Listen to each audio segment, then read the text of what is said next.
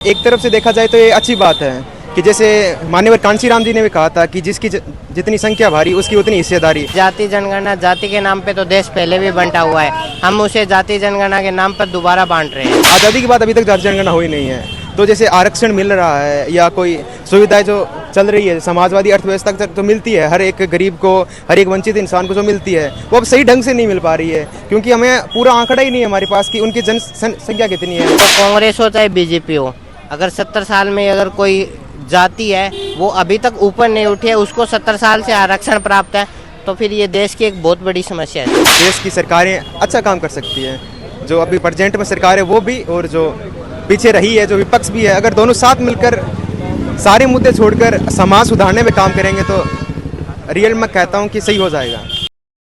नमस्कार, आप देख रहे हैं पंजाब केसरी, मैं हूं विकास जुलाना। देश की नई जनगणना की तैयारियां पूरी हो चुकी हैं। आज यानी सोमवार को इसके लिए अधिसूचना जारी की जा सकती है। जनगणना 2025 को लेकर केंद्र सरकार ने बड़े स्तर पर तैयारियां कर ली हैं।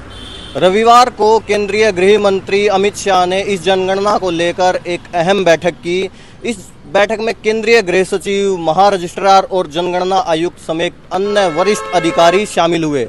बैठक में जनगणना की तैयारियां की समीक्षा की गई और जमीनी स्तर पर लागू किए जाने वाले कदमों को अंतिम रूप दिया गया। इस बार की जनगणना 2 चरणों में की जाएगी। पहला चरण होगा मकान सूचीकरण और मकानों की गणना का।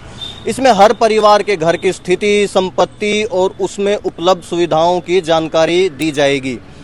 दूसरा चरण होगा असली जनगणना का। इसमें प्रत्येक घर जाकर परिवारों से उनकी जनसांख्यिकी, मतलब परिवार में कितने सदस्य हैं, सामाजिक स्थिति, आर्थिक स्थिति और सांस्कृतिक और अन्य जानकारियां जुटाई जाएंगी।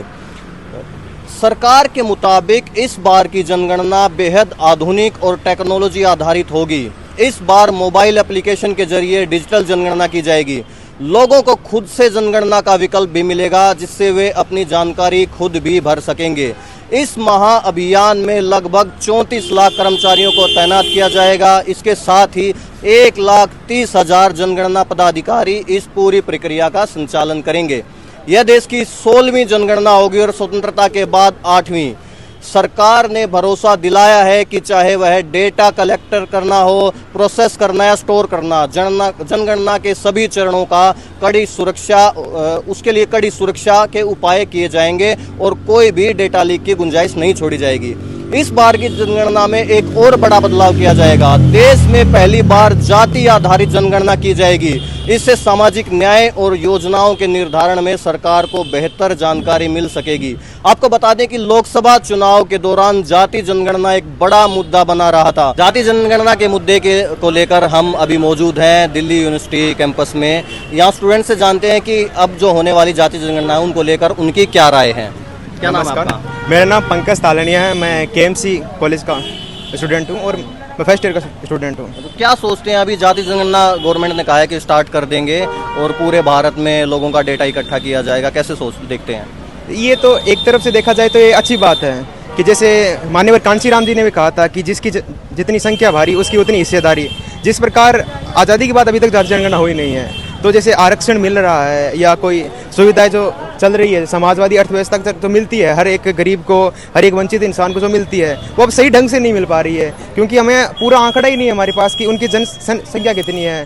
जब हम कोई भी योजना बनाते हैं या कोई भी क्रियान्वयन करते हैं तो उनके लिए बजट तो जारी कर देते हैं, लेकिन हमारे पास पर्याप्त आंकड़ा नहीं है कि इनके लिए कितना करना चाहिए। अगर जाति जनगणना से हमें हर एक जाति की, मतलब हर एक वर्ग की जनसंख्या पता चलेगी कि उनकी इतनी संख्या है, तो हम उनको उतनी हिस्सेदारी समाज में दे सकते हैं। नहीं, एससी की तो SC/ST की तो जनगणना होती थी, वो तो पता है, हमारे पास आंकड़ा तो पता होती है, लेकिन OBC हो गई या और भी जो सवर्ण जातियां हैं, तो उनमें से जो गरीब है, सवर्ण जातियों को तो आरक्षण मिलता ही नहीं। जो EWS से मिलता है उनको मिलता है, तो उनकी भी अलग एक मतलब एक पूरा निर्धारित हो जाएगी संख्या की। हमारे पास इतना पूरा समाज है, इनकी इतनी इतनी जातियां हैं, तो इस प्रकार से हम एक योजना बना सकते हैं और क्रियान्वयन कर सकते हैं जो हमारे लिए बेहतर होगा।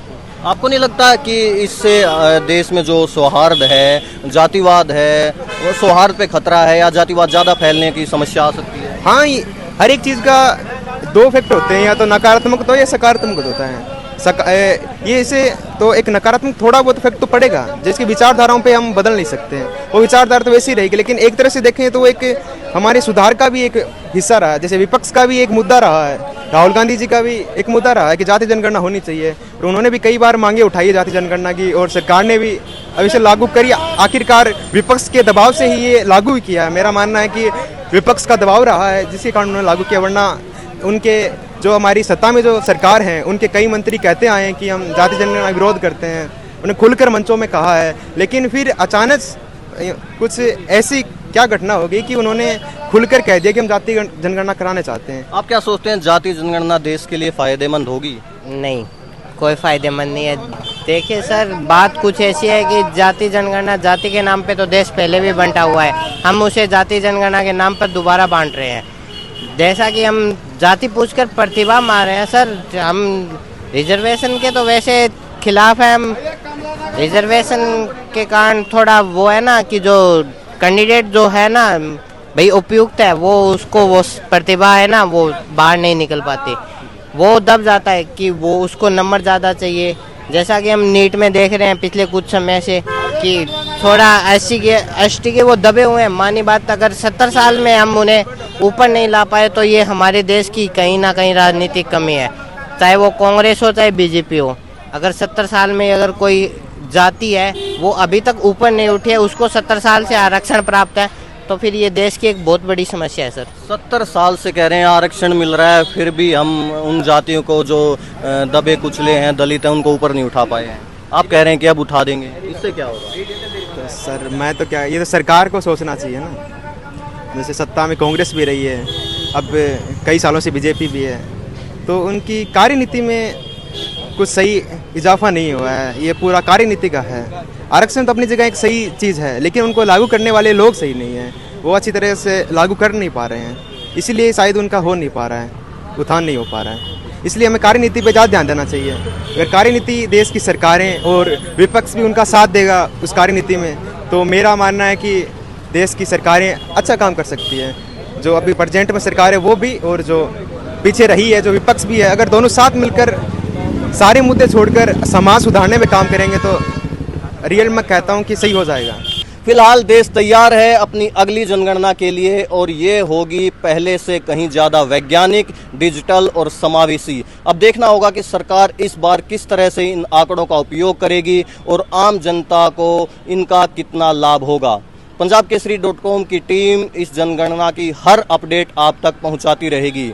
पंजाबकेसरी.com दिल्ली के लिए मैं विकास जुलाना। अगर आप ताज़ा खबरों के साथ हमेशा जुड़े रहना चाहते हैं तो अभी हमारे YouTube चैनल पंजाब केसरी दिल्ली को सब्सक्राइब करें।